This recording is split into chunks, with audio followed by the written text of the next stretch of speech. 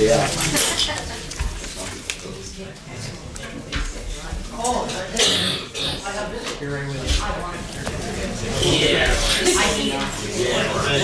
Where is this guy?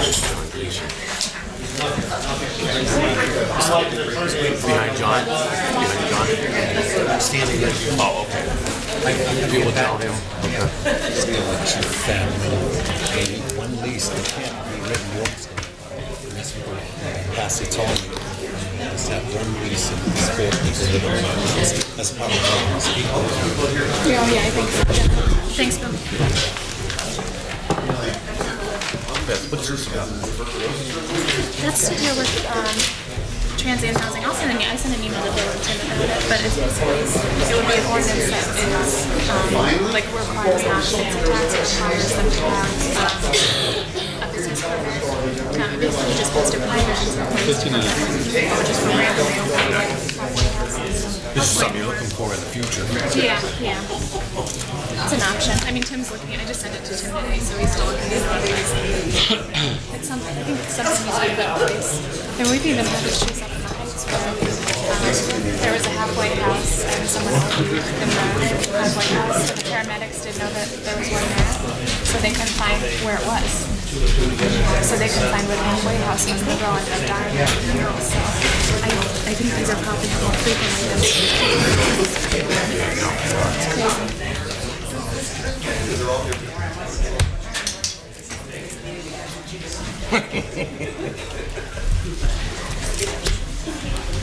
Those people showed up for reconstruction of debt.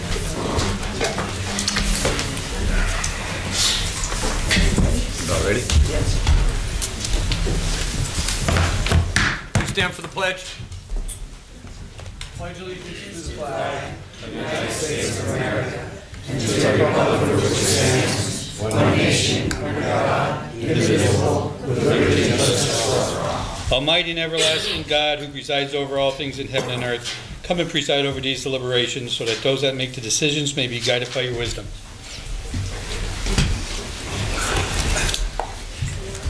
Mr. Ryan, roll call, please. Okay. Mr. Barrett. Here. Ms. Gilbert. Present. Mr. Merritt. Here. Mr. Velasco. Here.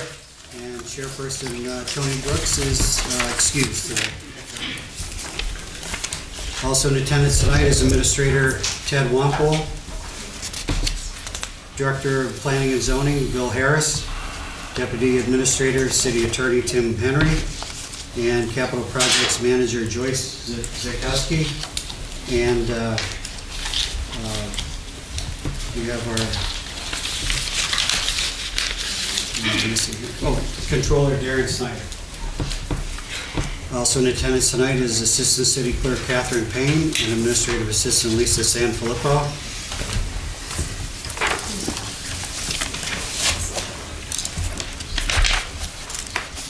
Good evening and welcome to all. Tonight's meeting is a regular session of City Council. Please turn off all cell phones according to the First Amendment. This meeting is a limited or designated public meeting, as all regular sessions of City Council are. The chairperson is the presiding officer of the meeting.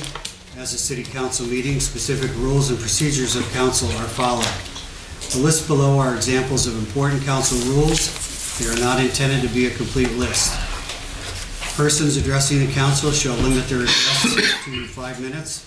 All remarks should be addressed to the council as a body and not to any individual member thereof. No persons are allowed to address the council from beyond the rail, except the speaker at the dais, who has the floor. Preservation of order. The chairperson shall preserve order and decorum, prevent attacks on personalities, or the impugning of members' motives. Points of order. The chairperson shall determine all points of order, and persons authorized to be within the council rail. No person except city officers or their representatives shall be permitted within the rail in front of the council during any meeting without the express permission of the council. Finally, in order to be heard by all here in attendance, as well as to be picked up by the microphones and recorders, when members of administration are speaking, please stand up and speak into a microphone. And council will speak into their microphones at the table also. Does anyone from the public wish to comment on legislation pending before council tonight? Okay, no one? No one to speak on pending legislation? Okay, first order of business would be, we only have one item really, which is the consent agenda, which consists of one resolution and a couple of minutes for approval by council. Motion, second, and vote. Beth? And second, Mike? Mike Barrett? Okay, Mr. Barrett? Yes. Ms. Gilbert? Yes. Mr. Barrett? Yes. And Mr. Glusko? Yes. Motion passes. Presentation by council members. Before the members speak, City Controller Darren Snyder would like to speak.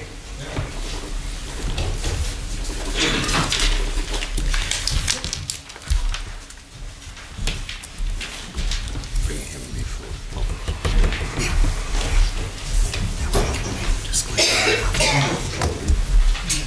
Yeah. Thank you. Earlier this week, I learned that the city of Wilkes-Barre was to form a committee to review the RFPs to develop the Hotel Sterling site. When I learned that the individuals that were included in this committee were members of the administration, council, Diamond City Partnership, and chamber, I noticed that the controller's office, the third branch of government, of city government, was not included to review these proposals. So I approached the administration and requested that copies of these proposals be given to the controller's office to review, along with the council, administration, chamber, and Diamond City Partnership, which was refused. I then a second time approached the mayor to request that the proposals for city property, this people's property, be reviewed by the Office of Audit and Control. Again, it was refused. Now, as the duties of the Audit and Control is to examine, audit, and verify all books, records, and accounts of the various administrative, legislative units, departments, offices, officers, under the control of the supervision of mayor or council, and for this purpose, to have access to all such books, records, and accounts at any time. Also, the duties of the controller are to examine and prove for payment and contracts all purchase orders and documents which the city incurs financial obligation, having ascertained approval that these monies are duly appropriated, and review for allotted to meet such obligations. Submit reports to council and the mayor when records deemed to be in violation of law or contrary to accepted accounting procedures. So, my question is, why would the controller's office not be first asked to be part of this committee to review these proposals? Then secondly, when the controller's office asks to review such documents, which the code says all such books and records and accounts shall be delivered at any time, was refused. Thank you. Anyone like to speak on that matter? Mr. Walpole, anything? No? Thanks, Darren. Would it be possible to have the controller on the committee to review the proposals? We had talked to him about that, and it is, it's the administration putting the committee together. I mean, the controller really is the watchdog for everything that goes on, so it was our determination that we not include him at this point. It's just a personal preference. Seeing as it's such a, I don't know. I mean, in my opinion, it's just such a large financial matter. I think that he should be.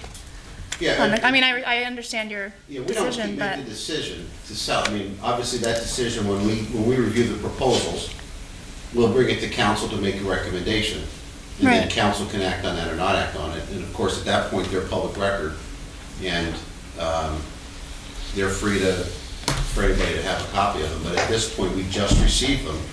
And we want to take the time, from the administration's perspective, to review them. I mean, that's our prerogative. Where does that say that that's excluded from At what All point? book records and accounts at any time. I have to, Yeah, I don't know if it's a book record or an account yeah. at this It's point. a public. It's not a public. request. It was a public request for proposals. Proposals as of this date wouldn't be public record. Once they're open, they're public record, correct? No, once one's selected. Okay.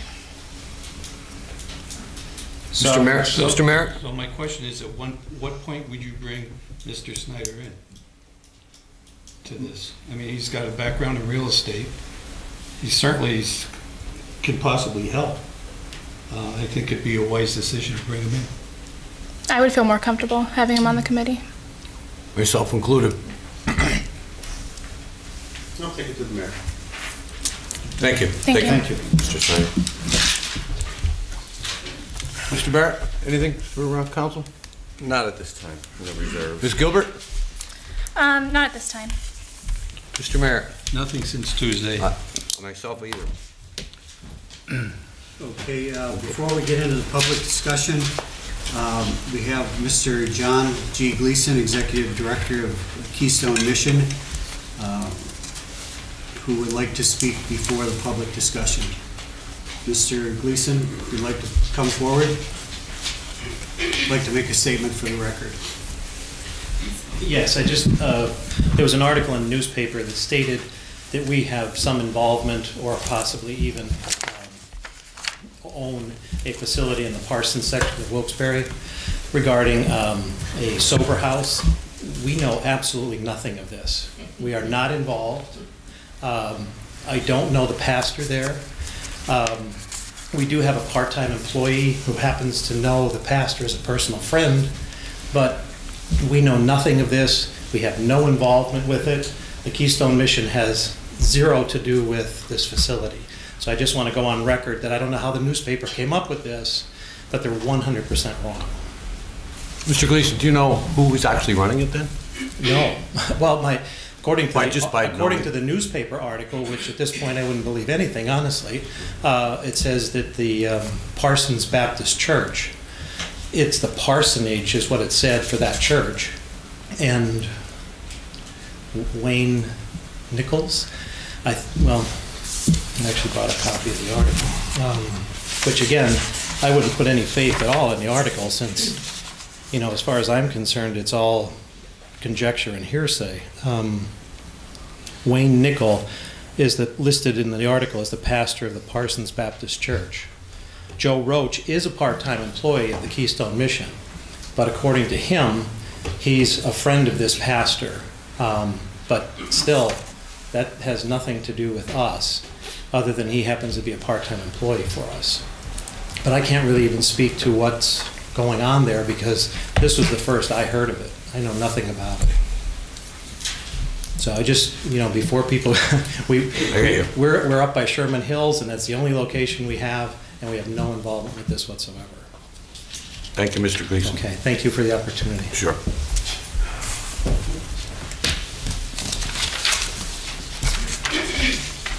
John Maida? Magda.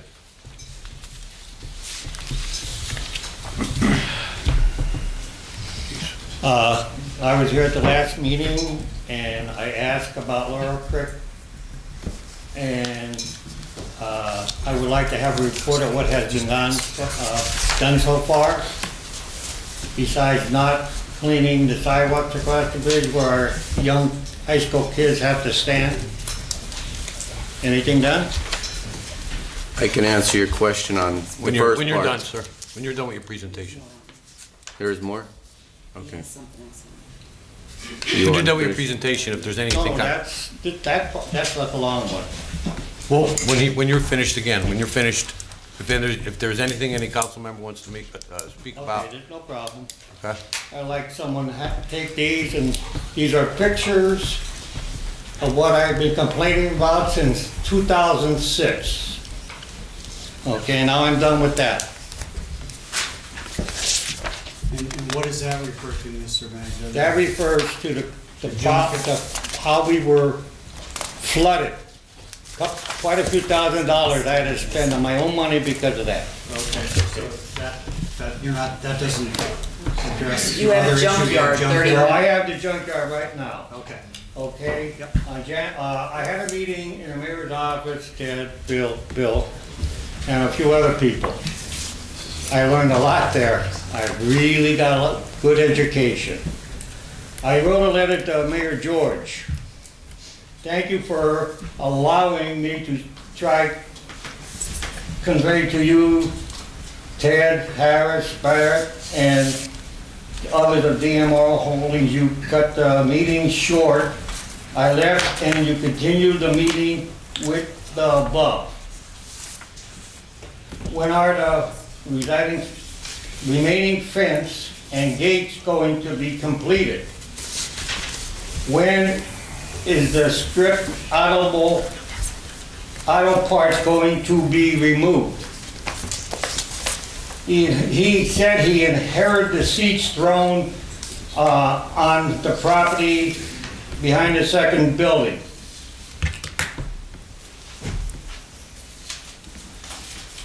They are being stored. The first time well, never mind.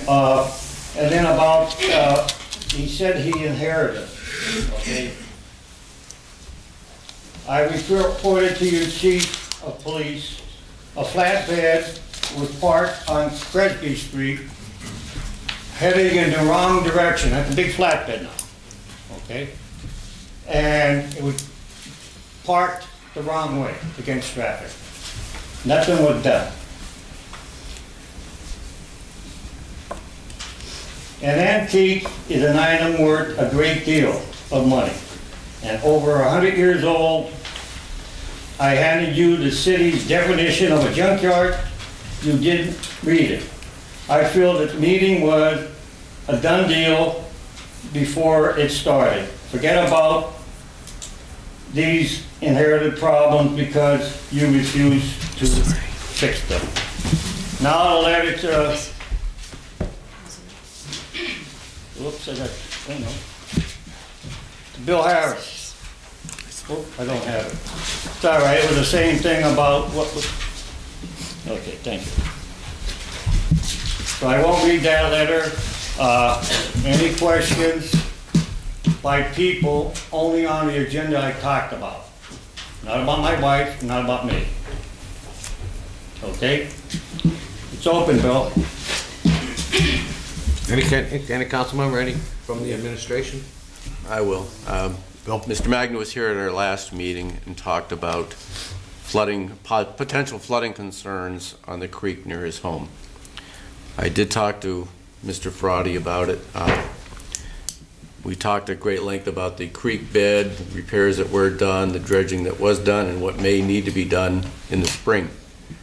At the earliest opportunity, we have plans to tour on foot the whole creek and reevaluate if it has been done. There was extensive work done in the area of Govier Street several years ago, flood control work that was done, including new storm drain valves, flaps, piping, all types of things to alleviate concerns at that particular point. If you're not familiar with it, above Scott Street, basically the creek bed is bedrock.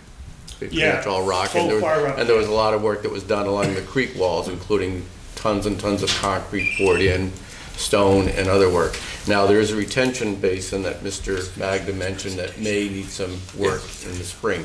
Obviously, we're not going to go up there now and try and look at it, let alone do anything with it. We wouldn't be able to get in there to do anything with it, but it is on our schedule for early opportunity, and I'll let you know about it. Okay. And we'll touch base with you on what the And plans how are. about cash basin?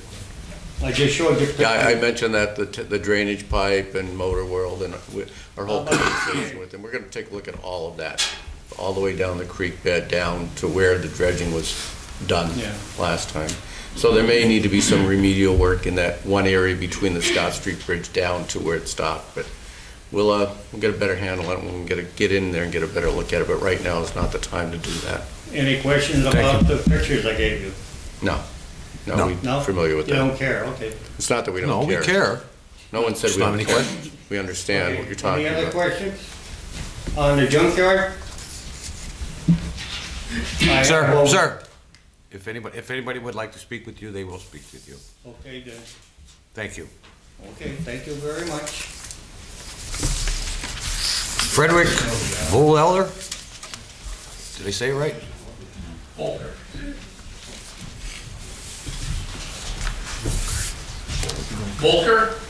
Volker? That's the one? Sorry, yeah. Good evening, ladies and gentlemen.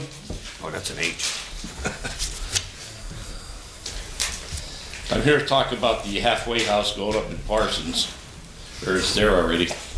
And I'm speaking on behalf of the people in this section of Parsons. So it brought to our attention that the program known as Keystone Mission is running a halfway house in their neighborhood. Keystone Mission is a men's 3 to 12 month long term residential addiction recovery program. Some say it's not a halfway house, but I beg to differ. A halfway house is defined as a center for helping former drug addicts, prisoners, psychiatric patients, and others to adjust to life in general society. We do not need a halfway house in Parsons. We still live in a quiet section of the city. We know our neighbors. We get together at least once a year, sometimes more. We have children and grandchildren that come to our homes, and we don't need substance abusers and former prisoners hanging around. There's one family living near these homes that has been living there for 58 years. My wife and I raised our family here and have lived here for over 40 years with never a problem. There are many more families in the area with children. Many of them are seated behind me here. I'm asking you, the people on City Council, can something be done to stop this? There's already a home right now at 224 Austin Ave, and another one being eyed up at 210 Austin Ave. That's two halfway homes within 50 feet of each other. I believe the home at 224 Austin Ave already has 3 males, maybe more living there now. If the other home is bought, there could be as many as 6 to 8 substance abusers and former prisoners in this quiet neighborhood. We do not need or want this. We all remember Mary Leo, the elderly woman who was stabbed to death above Abe's on South Main Street. She lost her life to a man from out of town who was on rehab at our local Salvation Army. I ask each of you, would you want this in your neighborhood? Last but not least, in today's Times leader, Reverend Andrew Jerome stated, and I quote, "I live across the street from a property that's being used by the Keystone Mission as a sober housing for men. Sober housing is defined as alcohol and drug-free living environment for individuals attempting to maintain abstinence from alcohol and drugs." In closing, I'd like to thank each and every one of you for what you have done and what you're doing for us. We appreciate it. Thank you. Frederick, this just came to light to us on Tuesday. This just came to light on Tuesday. Okay. For anybody else here that's here for that. Councilman Barrett brought it up, and we're just really learning it all. Yeah, doesn't that seem odd to you, just coming to light? I mean, I put a pavilion across the street from my house, and everybody in the neighborhood got a flyer and said, this is going up. That's where it has to, Mr. Henry, our city attorney, Bill Harris from our zoning office, they're gonna get together, find out what the story is with this place, along with code enforcement, and we will be making another report on this. I appreciate it. It is being looked into. For everybody out there, we are on this. We are on this. The administration is very, very helpful, but this just came to light to us. Maybe Mr. Barrett knew about it, or other people knew about it, but generally speaking, this just came to light for us. Good. But we are on top of it. I appreciate it. Thank you for everything you're doing. Thank you. Also, Mr. Volker, Yes. were you here when Mr. Gleason spoke Yes. at the beginning of the meeting? Yes. So he's absolving So no somebody's a knowledge. liar. So he's absolving no knowledge. Must of be it the at all. Reverend's a liar then. Sorry, I wouldn't say. Sir, I wouldn't say that. Well, somebody is. I believe Mr. Gleason said he's also asking the newspaper for a retraction. I beg your pardon? Mr. Gleason stated that he's also asking the newspaper for a retraction. Okay, thank you. Okay. Just to kind of build upon what, Oh, I'm sorry. no, that's okay. Just to kind of build upon what Mr. Belisco said, I mean, this isn't the first instance that I personally know of a halfway house just popping up out of nowhere. You know, I represent the Heights and Mayflower sections of the city, and there's been instances where paramedics were called to a halfway house that they didn't even know existed. You know, there's been different boarding houses popping up throughout the Heights, and they've consequently been shut down. So I think that it's an ongoing problem throughout the entire city, and I'm hoping that there is legislation out there that will help us to put a stop to things like this. I actually sent an article to Councilman Barrett and our city attorney earlier today about a city in Virginia that recently passed an ordinance to help stop things like this from happening, to ensure that, you know, different provisions are put in place and that there's an actual code and routine to follow to put up a halfway house. So hopefully this kind of helps to resolve some of those issues, and, you know, we can move forward Very from good. there. Like I said, thank you for everything you're doing. Thank you, sir. Thank you. Yes, sir.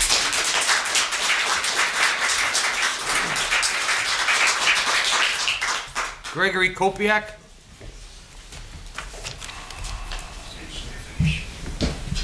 Hello. First, I would just like to report of an incident that happened after some construction was done in front of my house on Sheridan Street. About the 19th of December, this happened. 2 o'clock in the morning, they were out cutting the street, gas company. And since this time, it's the same period of time when they closed down Empire Street, and they closed up Joseph Lane, which still has a big hole that's sunk down. And then they did it in front of my house a couple times, a couple nights. And now the ground is sinking in front of the house, and my house floods. And it's going to continue flooding every time it rains or the snow melts until the ground is dug back up and fixed. The water company is taking care of it. They got it all taken care of. I just want to bring it to the attention that it's happening. And that's it for that. And on the other part of my piece is the lights down on Northampton and Sheridan Street. The bus stops are on the opposite side of the street, and crossing the street, I've already been hit by a car, so I'm scared to death to cross the street. Could we turn the beeper on so when I push the button, the beeper comes on? It doesn't have to be all the time, just like when you push a button. And that's pretty much all I have to say. Gregory, you say the hole is settling and that's causing flooding in your basement? Is it like They sloped dug in? up the street under my neighbor's house to my right.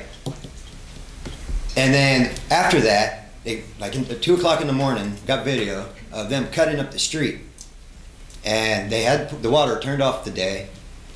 And they were about, because they were there a few times. They even came back and re-hammered and drilled and dug it back up.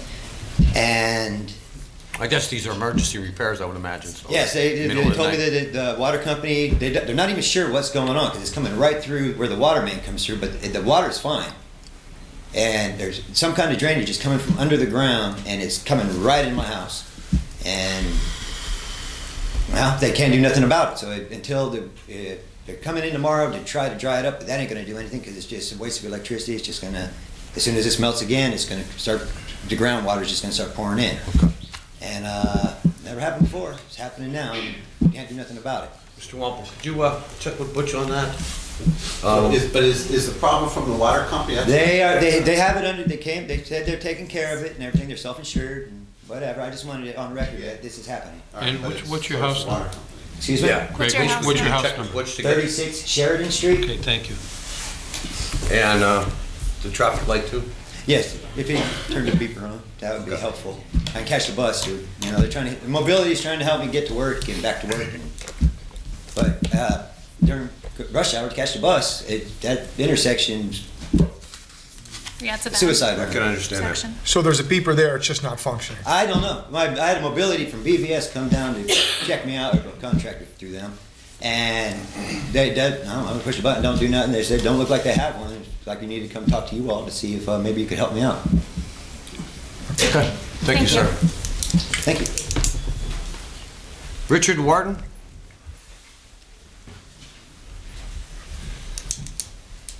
Good evening, Council. Good evening. I'd like to keep it brief. I just wanted to express my displeasure in the sober house, / halfway house, whatever it's categorized. I live across the street from the house.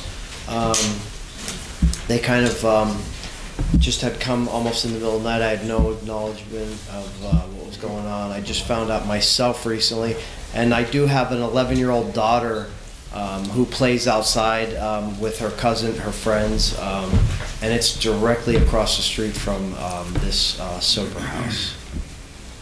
So I'm just here to express my displeasure and ask if there's anything that you could do to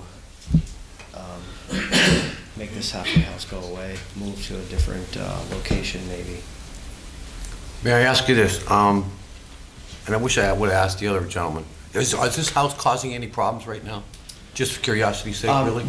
Like, Well, is there I trouble? I believe we're only, according to hearsay, I believe we're only 2 weeks or less into the house, or the residents living in the house for 2 weeks.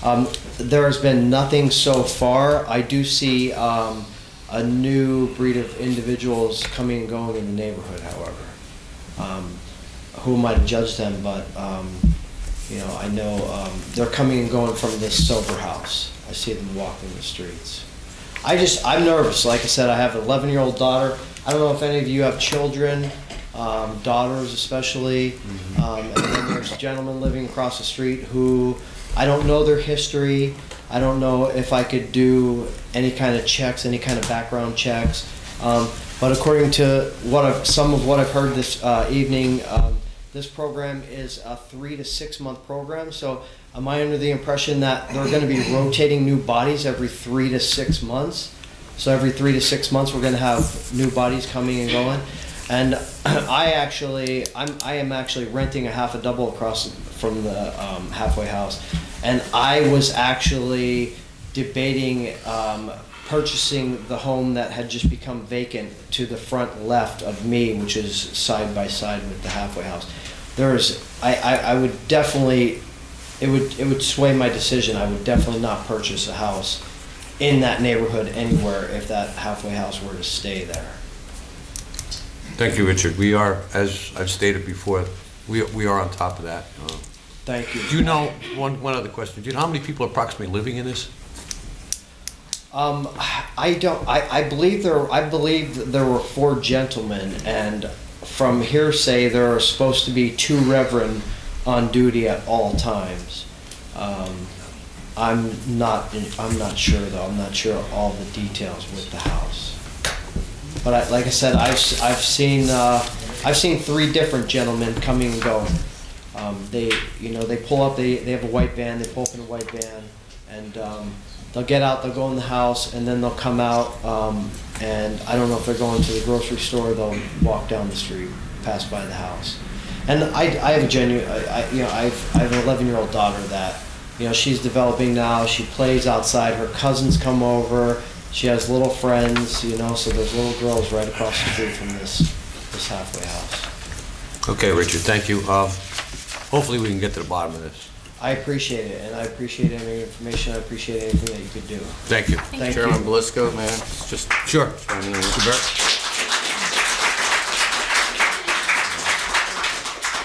Barrett. We talk about the ordinances that we have in place for more unrelated people, but we're not talking about 4 college kids living together here. We're talking about a business. And I know that there's some zoning issues that are very deep, that run deep here, that we need to do further research on, but I understand the Fair Housing Act, fair housing for everyone. Obviously, we don't want to discriminate against anybody, and there is a need for this type of treatment. However, that being said, this is, again, a business. It's a for-profit business, even though they may have a tax-exempt status, regardless of who it is, whoever's running it. This has to pay for itself. It is a business, and it's springing up in the middle of a residential area without any zoning, without any knowledge to the city. We're just opening a business per se. It would be like opening a gas station there or any other business. Anyone running this type of a transient treatment facility or transient facility should have to come before zoning, regardless of what this is. This, again, is not 4 college kids living together someplace where even that might be an issue. This is a treatment facility here that has a lot of concerns, obviously, for the residents there, and it's not fair to the residents to have this type of a center opening up without any notification, without them having the opportunity to voice their concerns and have their questions answered, and all of a sudden it's here, and it's too bad, and that's just not right.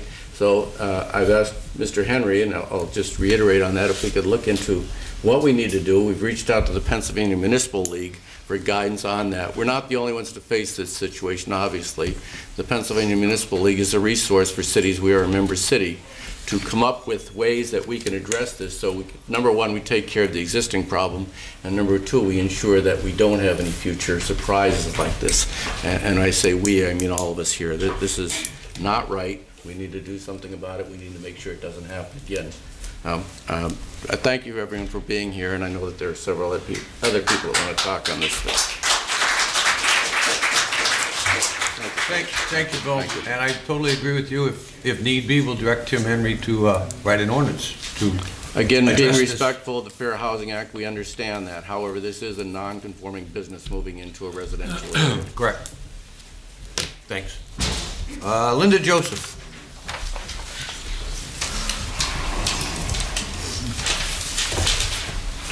Linda Joseph.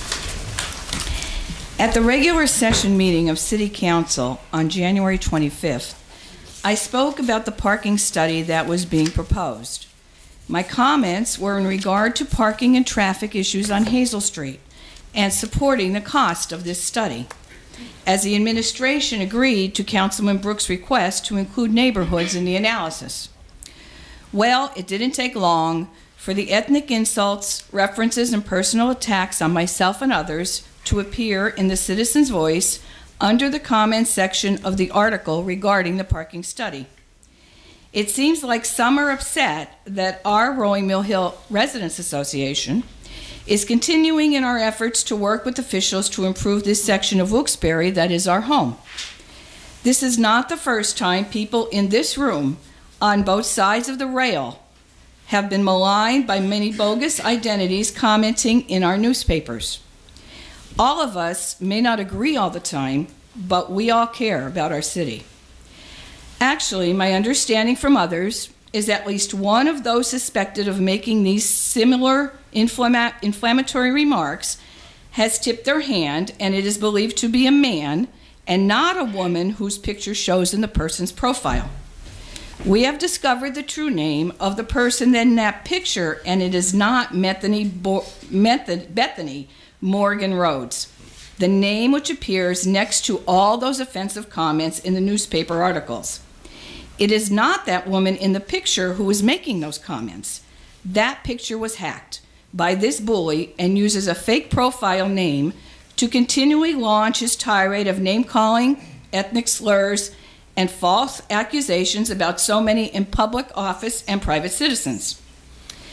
A few weeks ago, prior to my name ever being mentioned previously in any comments, I had submitted to both the Citizen's Voice and Times Leader a letter to the editor, strongly criticizing the fact that these two newspapers allow these type of sadistic online bullying and commenting under these fake names.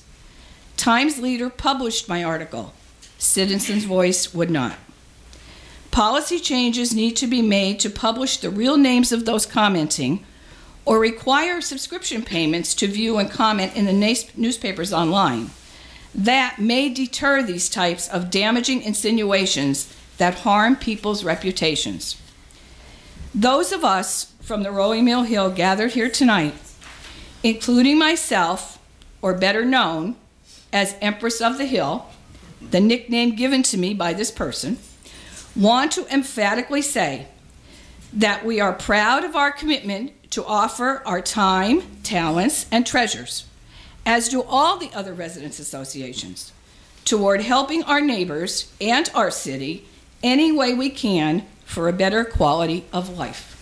Thank you. Thank you, Linda.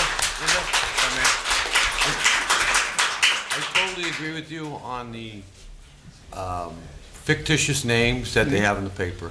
And just tell you a quick story. When I first got elected, I spoke with a retired politician, if you will, and he was giving me these tips and all this, and then the last thing, the only thing I do remember is him saying, "Mike, don't read those blogs in both of those papers."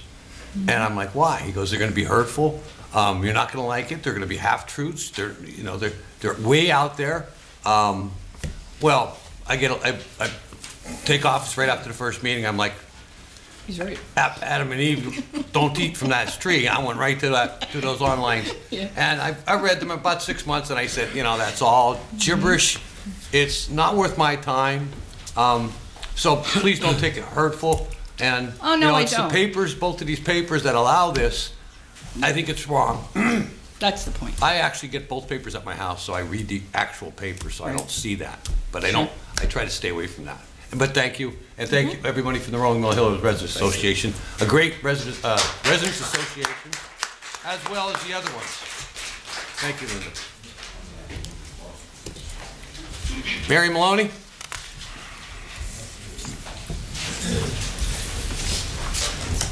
Hi. I'm actually here to also speak about the halfway house or sober house in the Parsons section of Wilkes-Barre. I'm speaking on behalf of myself, my husband, and I was actually approached by several neighbors who did not feel comfortable coming up to speak about it that are actually here. We as a community are very displeased with this halfway house in our residential neighborhood. We do not understand how this can occur without notice or public hearing. We're also very concerned about the impact it'll have on our neighborhood. Our own personal house is actually adjacent to this property. We're on Trethaway Street, and their backyard is in our backyard. There are at least 4 men living in this house that we have personally seen ourselves. We just have no idea how this could occur without public knowledge. The neighbors are also hearing that they are looking to purchase the vacant house that Mr. Wharton spoke about that's actually across the street from the Primitive Methodist Church. I've also been told by several of the neighbors that these establishments are definitely a for-profit entity. That we are also told that one of the ministers, we're not sure which one, has some personal gain because they would be considered a chancellor and paid $25,000 a year salary to overlook these properties. We are also told that the people that are living in these properties would have to pay a fee and that they're paying $500. I'm not sure, that's hearsay, but that's what I was told by neighbors. Several of our neighbors actually that I spoke with personally, they're good family-oriented people, they're renters. They have a lot of concerns. There are several of them that are already saying that they do not want their children out in the neighborhood playing, that they are actually considering leaving the city and Parsons, that they will move out, once spring and summer comes, if this is approved.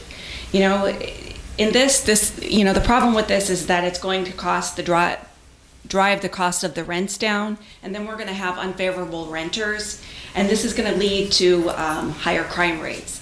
And higher crime rates will actually decrease the property values for the homes in Parsons and in Wilkes-Barre. And people and young people are not going to want to purchase homes in the neighborhood.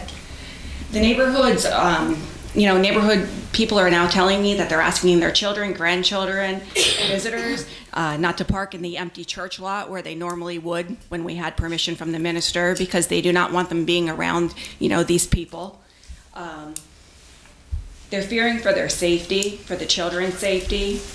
The most disheartening thing I've heard so far from neighbors, and it was a few neighbors, they are telling me that they're keeping their firearms close to them instead of having them locked up in a safe environment. And that's sad. We shouldn't have that. Myself and the residents, we understand that there is definitely a need for these establishments. Parsons already has a sober living home on the other side. We have empathy for these people, that are trying to correct their lives and trying to, but this would be better off placed in a commercially zoned area, especially since it's for a profit organization rather than a quiet, residential, family-oriented community.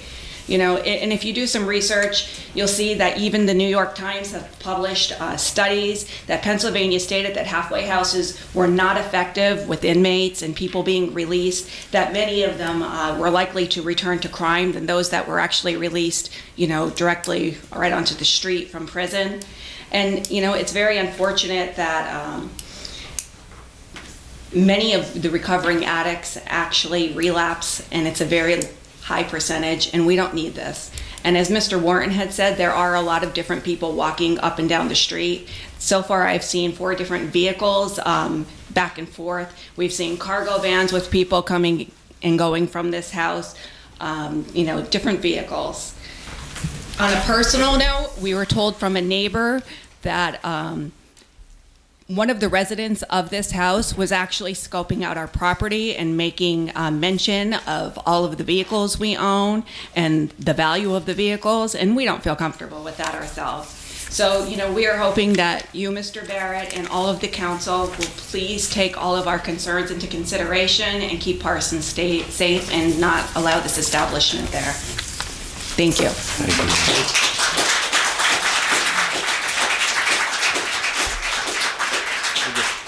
I have one question on... Mr. Barrett? Thank you, Mary. There seems to be a little confusion about who actually owns this particular property and who is actually running this alleged operation in there. We're not even sure what actually is going on there. So it seems to me that someone, and I don't care, I'll certainly volunteer, needs to reach out directly to the church itself and ascertain as to what actually is going on, who's doing what. I don't know if that's an administrative function or whether there's something that we can do together, but we need to get some answers to this, and we need to do it quickly.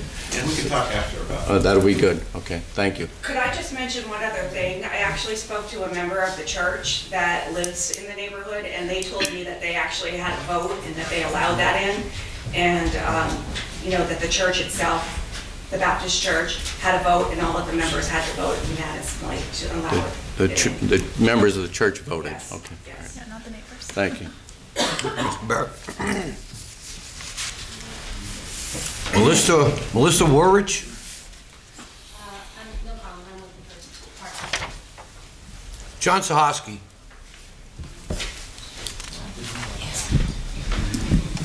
John Sahoski, Almond Lane. First thing I just want to mention, the mayor not being here is a problem. Like, when Mr. Snyder is bringing up things like that, maybe his office, I'm not a lawyer, so I don't know if he's legally entitled to that or not, but I like the council said, I don't understand why you'd want to keep him out of that process, but we don't have the mayor here to, give us his idea. We have to have Ted here just kind of channel what he thinks the mayor thinks, and that's, that's not the same as the mayor being here and telling us, why he can't, see what's going on down there. I don't see why it would be, why it wouldn't be transparent. At least if you're not going to at least let the people see what's going on with what proposals you have over there for the Sterling property. He's someone who's elected. He should be able to see it. It shouldn't be wielding your power to keep that from him. You should want to include him. I think you'd want to work together with someone like that. But I don't know. Maybe you guys want to go at it yourselves. I don't know. Just about this Parsons, the sober house. I don't understand if the city has total control of what's going on. Like, all these residents were complaining. There was an article in the paper. Has anybody been checking this since then? You know what I mean? Because these people have all been concerned. There's an article in the paper. You think the city would have done something the next day. So I just want to know if you guys have done anything. Have you guys sent somebody to that house yet? Or are you guys just wait until there was enough people to complain about it and then you send somebody? That's all I have. John, as far as the mayor, every one of us here at this desk would like to have the mayor here, but that's the mayor's option. We cannot force him. This is a council meeting, so he is correct in his thinking, even though everyone out here and everyone behind this railing would like him here. The last mayor came to all the meetings. As far as the Parsons thing, as you heard us talk about, we are on it. It's just new to everyone here, and we're working on it. But that's more of an administration question. Did they send anybody up there yet? I don't believe so. I don't believe so. Yeah. Could you give me any kind of details about it? Not at this point. Okay, thank you. Thank you.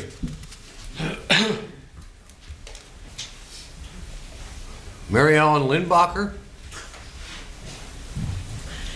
Did I hit that right? No. I can't read these. Put on your glasses. It's Mary Eileen Lindbacher. I live on Hazel Street in Wilkes-Barre, and I'm a member of the Rolling Mill Hill Residents Association. And I'm just here to back up what Linda has said about the parking situation on Hazel Street. I don't know if any of you come through Hazel Street, but it is a problem. The section between Parish Street and Stanton Street. Not even that far, but I don't know what that smaller lane is there, Jones Street. There's parking on both sides of the street, which wasn't a problem years ago, but recently new businesses have opened up in the old Desi's, the former Desi's restaurant, and some of those other places on the even side of the street, and the parking situation there is absolutely terrible. And I feel that you should be concerned with the parking situation, because Hazel Street, Hazel Ave, which it was called when I grew up, is pretty much a main thoroughfare from Blackman Street into the city of Wilkes-Barre now. People don't go all the way down Blackman Street to South Main Street to get into downtown Wilkes-Barre. They come down Hazel Street. And the parking on both sides of the street is terrible. People get out of their cars, open the doors with no concern for the traffic that's actually coming down. When I came down today to this meeting, I had to go through that section at 7 miles an hour because there was oncoming traffic, and with the snow, cars are parked more out onto the street. And I even seen a LCTA bus that had to go really slow this afternoon. And I just feel that the city needs to reevaluate and relook at the parking situation on Hazel Street there, since new businesses have opened up. And that's all I have to say. I totally agree with you. That is a mess in that area.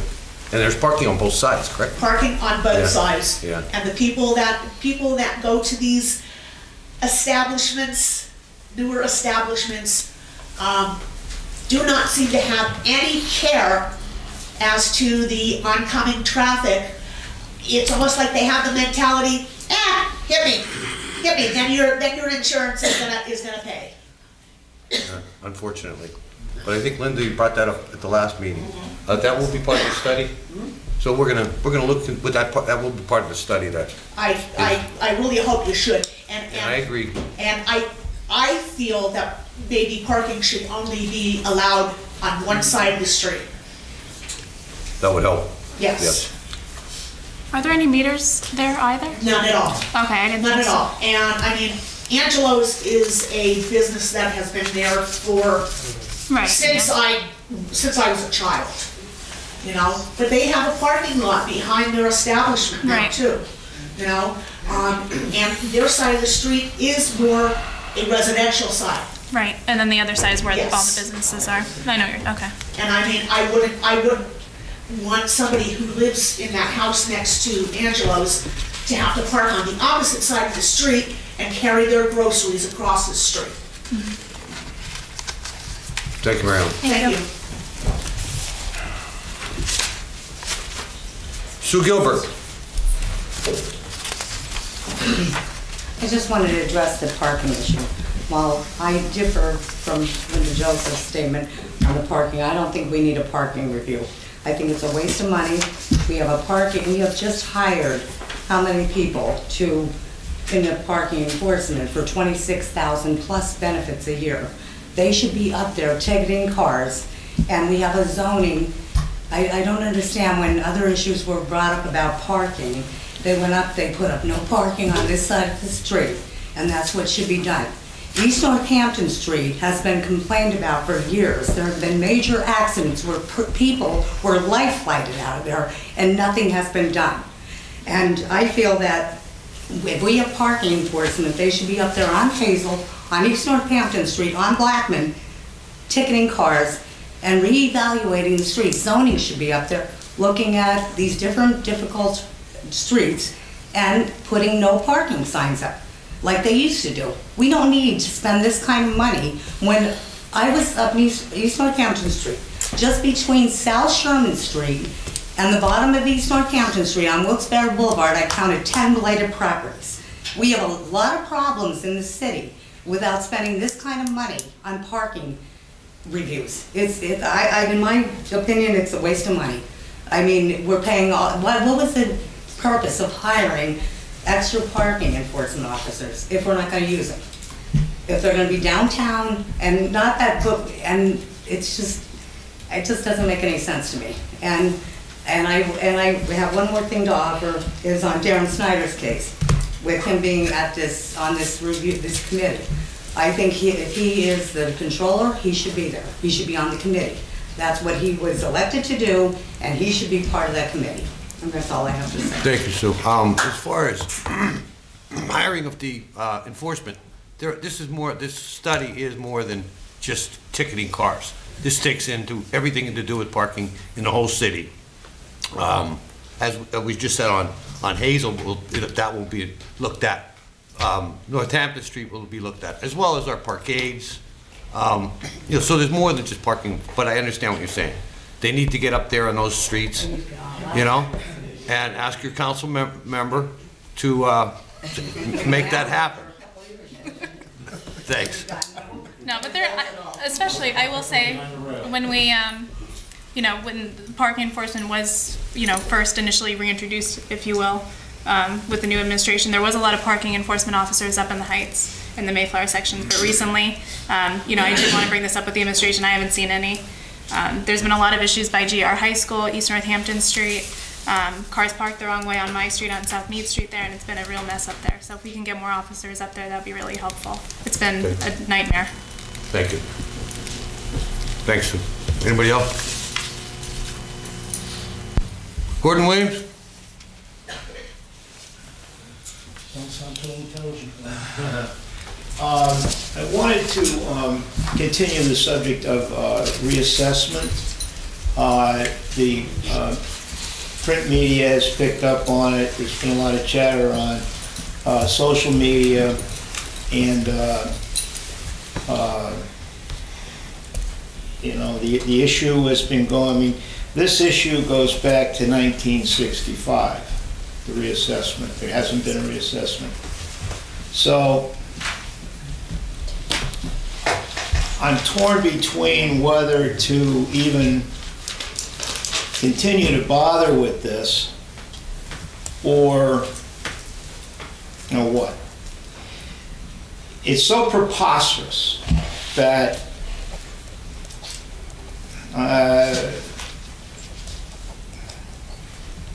we're talking about, the main thing is, the biggest problem is the senior citizens. Well, the senior citizens were reassessed 15 years ago on their properties for school district and the county. And they had a chance at that time to appeal their assessments, which I assume they did. So, if the city goes and does the right thing and uses the county's assessments, then these same people would, what would they have to complain about? They've already accepted the reassessment from the county for school, which is the biggest one, and county. I think what it is here is that somewhere around 15 years ago, obviously, city council, and I wasn't interested at that time. I was doing other things. I lived in the city. I don't know why they didn't. I didn't even know they didn't take the county's reassessment. And now I find out from media that Wilkes-Barre is the only municipality that did not take the county's assessments. Strange. So I was all upset about this thing about, well, maybe I am stepping on the senior citizens, and this thing was like, maybe I should just like let it all happen around me and forget about it. Because whatever. And I thought to myself, all of a sudden, I'm a senior citizen. And I'm paying on a property that I purchased 18 years ago, not 50 or 60 years ago. So I'm overpaying. Some other senior citizen is underpaying. So guess what? The senior citizen thing is off the table for me. Now we're just talking about dollars and cents. All I want is for the city, and this is what I said originally, all I want is for this, that you folks who, I think we have a wonderful city council. I don't issue with anybody. I think everybody's great. I would like you to create a committee, and I'd like that committee to include a realtor that's versed in appraisals, a lawyer that's experienced in real estate, an accountant, an average man, an average woman, a good mix of people, to just create a committee and have a few meetings. And I don't want to be on the committee. I'm not trying to do that because that wouldn't be good. But, and then bring your findings to bring their findings to the council, and let a few times, and let the council review why this inequity, why we have this. This is preposterous. And then if you decide, well, guess what? It's okay. Then it's okay with me. But in the meantime, I mean, I just don't know how we can justify this unfairness. It really isn't right. And it isn't a lot of money for anybody, because if you took, one more thing. Mr. Wampel stipulated that they tested 10 properties, and all of the properties would have to pay more tax, and it was going to be a bad thing. Well, you don't really know what the new millage is going to be, because if you reassess the whole city, the millage, the value of the property of the city might go from 500 million to $1 billion. Well, you only need $20 million worth of property tax in the budget. So the millage would go from whatever it is to halfway down. You wouldn't use the same millage. So if you tested those 10 properties with the new values at the old millage, you're going to get real high taxes. But if you did the... Sir, finish up, please. You're over time now. Oh, all right. Well, I didn't know that. I'm done. It's just, I would like to see you create a committee. I'm not asking you to change anything yet. Just look into it. As far as you hit the nail on the head for me anyway, 'cause I'm only speaking for myself. My biggest fear was for the single widowed woman that's barely hanging on to her house, and she doesn't have the means even to make an appeal. Like if you think if your taxes are too high, you can appeal. You can appeal it also. Really, that's my sticking point. Is I'm afraid for the poor widow woman that is just hanging on, and I just fear for her. Thank you. And nobody wants anybody to get hurt.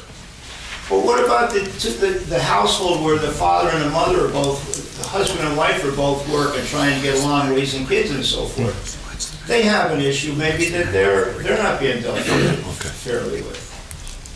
You know, I can agree with you there too. It's an issue that I think we should look into. Ted?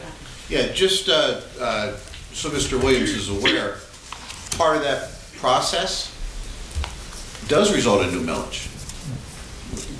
We're aware of that. I mean, that's common sense, right? So then we took that millage and put it on those properties with the new values. And that's what came up with those increases. So yeah, you're absolutely right. I don't remember what it was. It may have been like 9 mils, or it was some number. The something county like that. Yeah. put together the With numbers. based upon the county number. So yeah, we wouldn't be at 140 mils charging that increase. It would be the lower millage based upon it. Yeah. And you're absolutely correct. It's that whole deal that if we're getting, $14 million in property tax, it's got to be roughly 14 million, give or take, 5%. That's what we talk about, that where it's got to be revenue neutral. What our thing had nothing to do so much with the senior citizens, it was every property. And I actually, after the meeting the last time, I sent the list of 10 properties to council so they could see where we pulled them from. And again, I think the average increase was about 45%.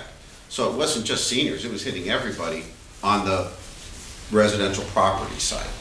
And our concern was it was going to hit all the residences, and obviously the break would probably come more with the commercial. So, but again, I mean, it's a council decision. But we had done the work, and more than happy to continue the conversation going forward, and also look at some other ideas what we can do with that. So it's ongoing. It's just that and I agree with you. We talk.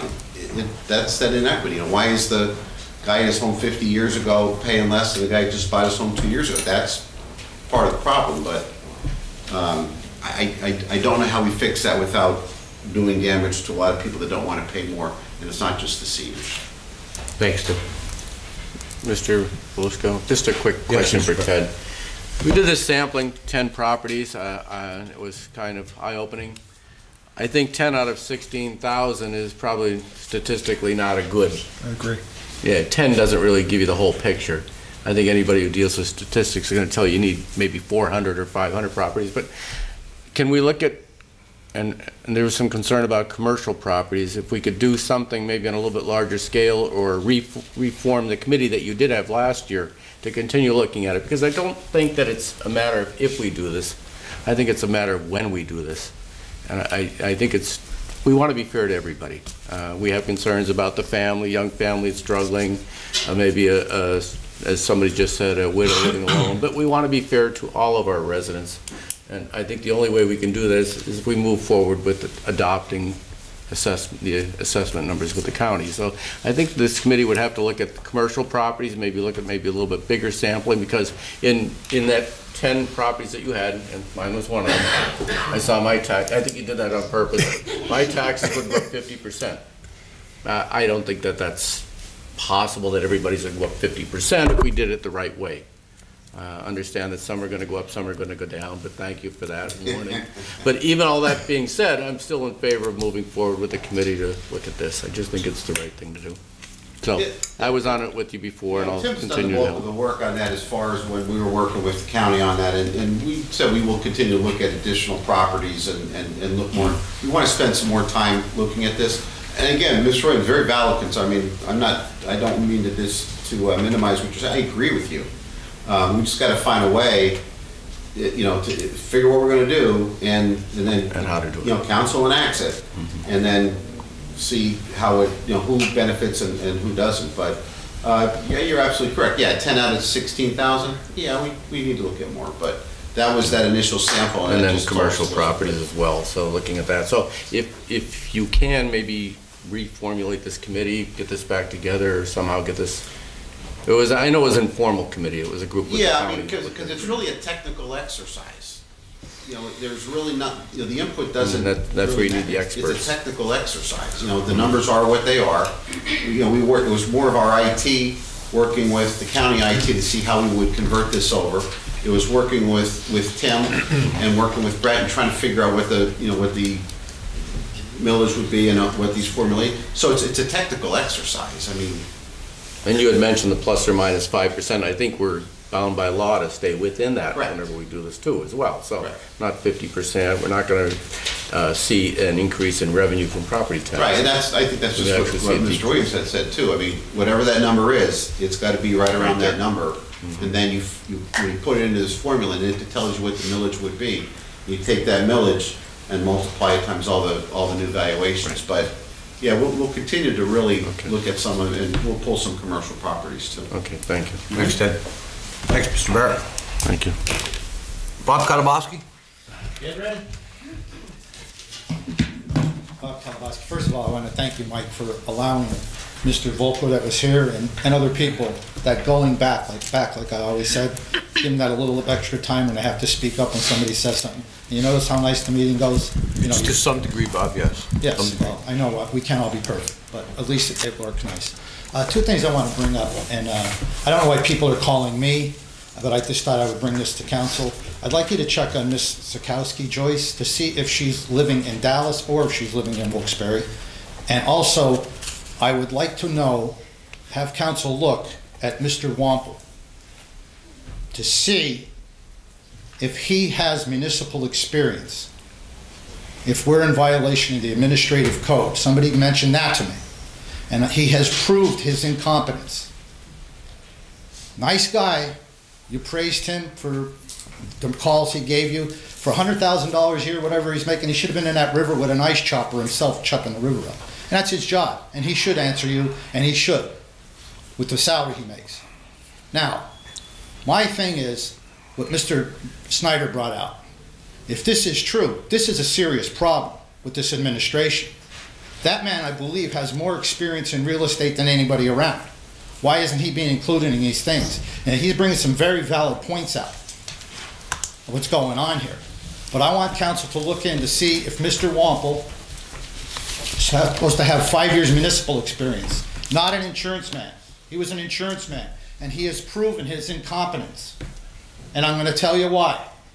I told him a long time ago what was going on in the police station. And Ted, I know you probably deny it. And he says, well, maybe that's a good thing. Well, guess what? It's not such a good thing. We have major problems coming in here. And as soon as I find out who is going to cover this, I am going to write a letter to the insurance company and demand that they deny coverage for the city of Wilkes-Barre on this and hold him, Tony George, and Marcelo Landacki personally responsible for what's going on. I've been around the police department since the end of 1973. And I only have an 8th grade education, just so you know. I'm not very smart. But I am telling you, we are on a collision course for a major, either a settlement or we're going to have a judgment. I don't know if council's seen this week what has happened. All of a sudden, we take a police officer with 15 years of an unblemished record, going to suspend this man for 45 days. 45 days, we're going to suspend this man. And the thing is, if this officer is so incompetent, if he did something so egregious, why has this man been running his shift for the last 2 weeks, working sometimes double shifts?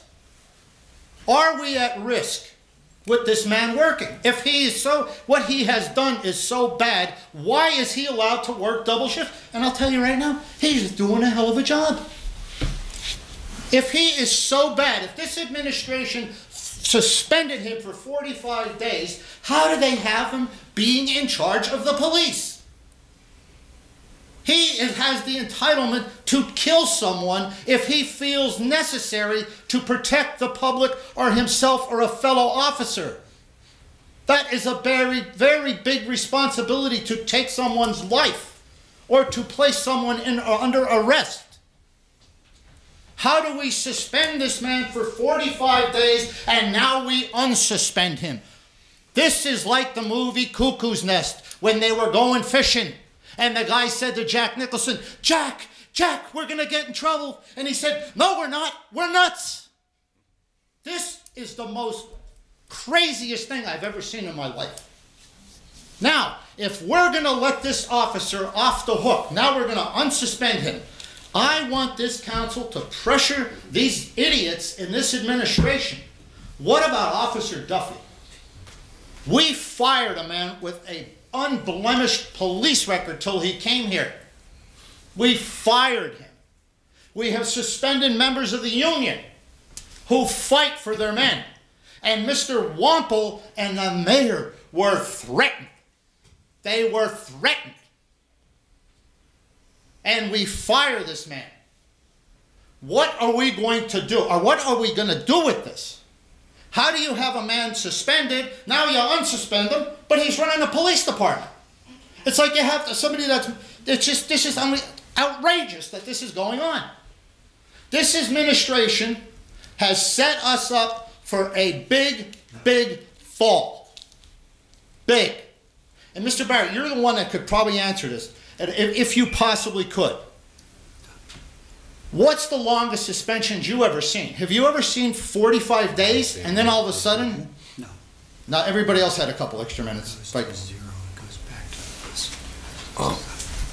Just finish up, Bob. Just finish up. Please. Now, here's the thing. And direct your questions to me, please. If Mr. Well, Barrett or anybody. I'm supposed to talk to the body. I'm supposed to talk the whole body. I know the rules. Thanks. Jim told me.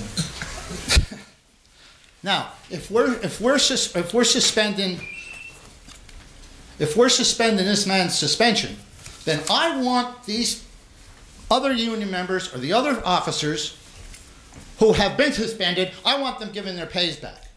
This is discrimination. And Mike, I'm a little bit excited now because it just eats me alive, and I'm sure it does you too. This has to be settled. Thank you, Bob. As soon as I find out who the insurance company is, I am going to demand they deny coverage. And I'm going to be witnessing, there's dozens of other people's witnesses too. If you could check to see if he's in violation of the administrative code because he doesn't have the experience. He was an insurance man. Thank you, Bob. Bob, you're done. Everybody else had extra. Most of that is personnel matters that you're speaking of. And the study's going on. A lot of that's going to be brought out into the study. As far as Mr. Wampel goes, I don't believe he needs to be qualified, if you will. I don't believe that's the case. You know, but anybody else would like to? But Mike, just one thing.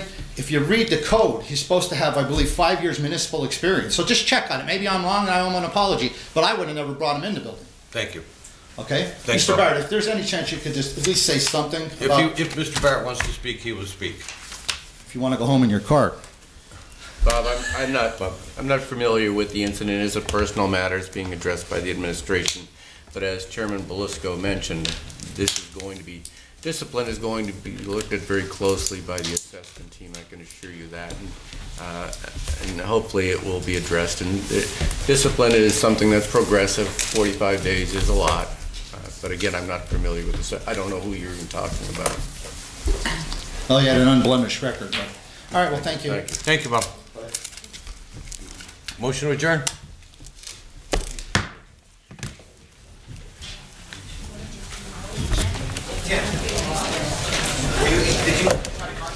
Not yet.